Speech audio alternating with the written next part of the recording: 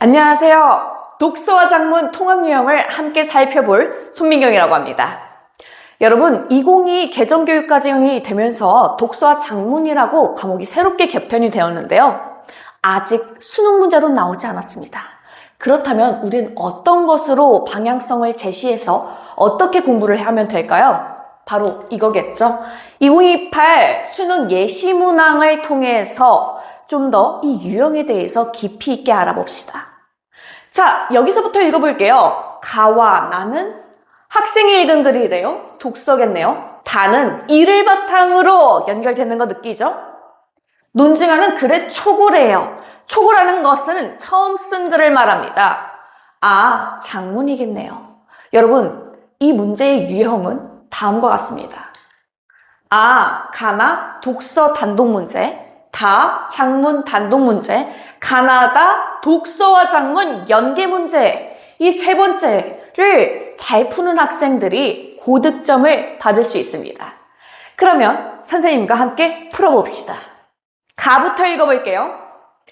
이 글을 잘 읽었으면 이러한 방식으로 글을 읽혔을 거예요. 읽어보겠습니다. 합리적인 선택을 위해서는 선택으로 얻게 되는 만족과 기회비용을 함께 판단을 해야 된대요. 기회비용이라는 개념은 이런 것이며 기회비용의 사례는 이런 것입니다. 반면 합리적인 선택을 할 때 고려하지 않아도 되는 비용이 있는데 그것은 매몰비용이래요. 매몰비용은 기회비용의 반이며 다시 말해서 합리적인 선택을 고려할 때 필요가 없기 때문에 비합리적인 선택입니다.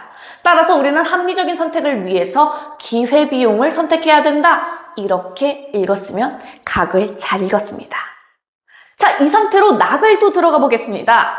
나글은 정말 잘 읽었다면 저는 두 번째 문장이 되게 진하게 읽혔어야 됐어요. 첫 번째 문장 한번 볼게요. 왜 그러냐면 정책 영역에서는 정부가 충분한 경우에 대안을 가져올 결과를 서로 비교가 가능하대요. 정책 영역에서는 서로 비교가 되게 잘 가능하다. 그런데 여기에서는 되지만 여기에서는 안 되겠다가 나오겠죠. 그런데 가치 충돌하는 공공사업의 경우에서는 이 가치의 우선순위를 정하기 어려운 상황에서 의사결정이 이루어지는 때가 많대요. 이러한 경우를 딜레마라고 정의를 할 수 있다라고 합니다. 근데 흔히 딜레마같이 생겼지만 딜레마가 아닌 딜레마와 구별되는 상황이 있대요. 그 상황을 불확실성과 모호성으로 잡고 있고요. 왜 구별이 되냐? 얘네 둘은 해소가 가능하기 때문이죠. 그럼 딜레마는 해소가 가능할까요? 아니요. 딜레마에서는 대안을 비교하기가 어렵다. 아무리 봐도 해소하기가 어렵다. 이렇게 글이 읽혀졌어야 됐어요. 그러면 이 상태에서 가나글 단독 문제를 한번 풀어보겠습니다. 질문에 대한 답을 찾는 거네요. 저는 바로 이렇게 읽혔어요. 질문에 대해서 답을 찾을 수 있는 것은 글 안에 있는 것. 질문에 대해서 답을 찾을 수 없는 것은 글 안에 없는 것이다라고 생각을 해서 바로 5번으로 답이 체크가 되었습니다. 글 안에 없는 것을 찾아야겠구나. 여러분, 이 상태에서 나머지 문제들은 반드시 다글을 읽고 풀었어야 됩니다. 이렇게 볼 수 있죠. 근데 다글에서는요, 목표로 잡아야 되는 것이 가나글과 반드시 연결 지으면서 가나글을 떠올리면서 읽는 거예요. 한번 읽어볼게요. 우리 지역의 상황에서는 찬반 논쟁이 있대요. 딜레마 상황이 있는 거예요. 그 중에 나는 찬성일까 반대일까? 찬성의 생각을 갖고 있습니다. 왜? 내가 찬성한 이유는 합리적인 선택이기 때문이다. 이렇게 얘기를 하고 있어요.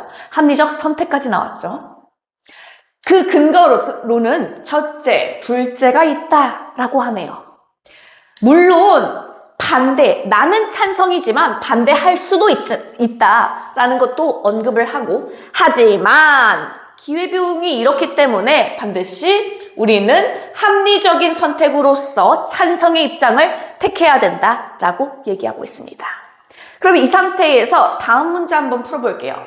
얘는 가나 다 연결 문제예요. 세 번째 유형이에요. 하지만 잘 풀기 위해서는 선지 구성 방식을 잘 이해하시면 됩니다.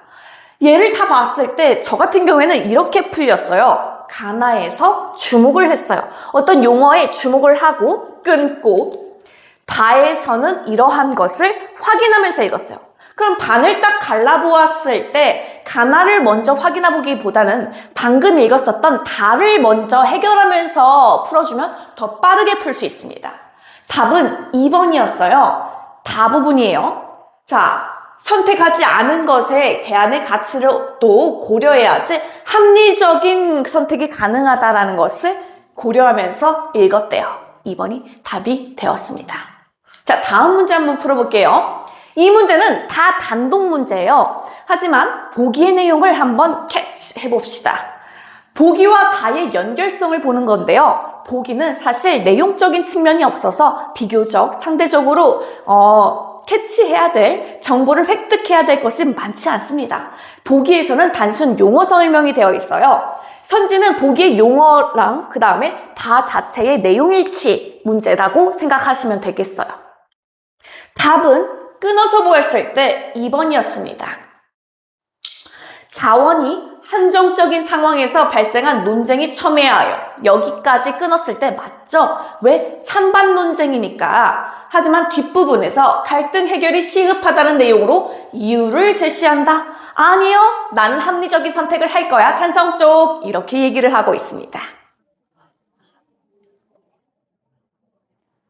27번. 마지막 문제예요. 마지막 문제를 풀 때, 이 문제를 풀면 진짜 고득점자이거든요. 이 문제 푸는 방법은 이렇습니다.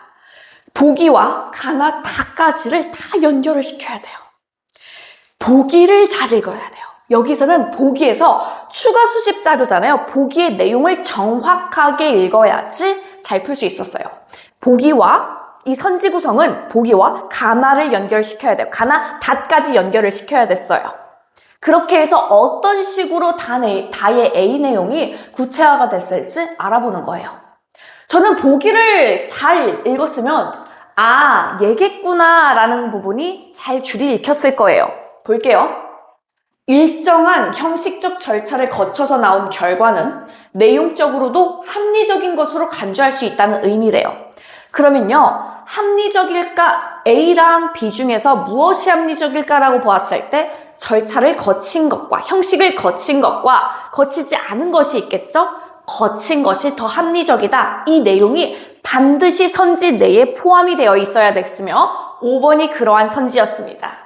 이것을 한번 읽어보시고 여러분, 지금까지 문제를 다 풀어보았는데요.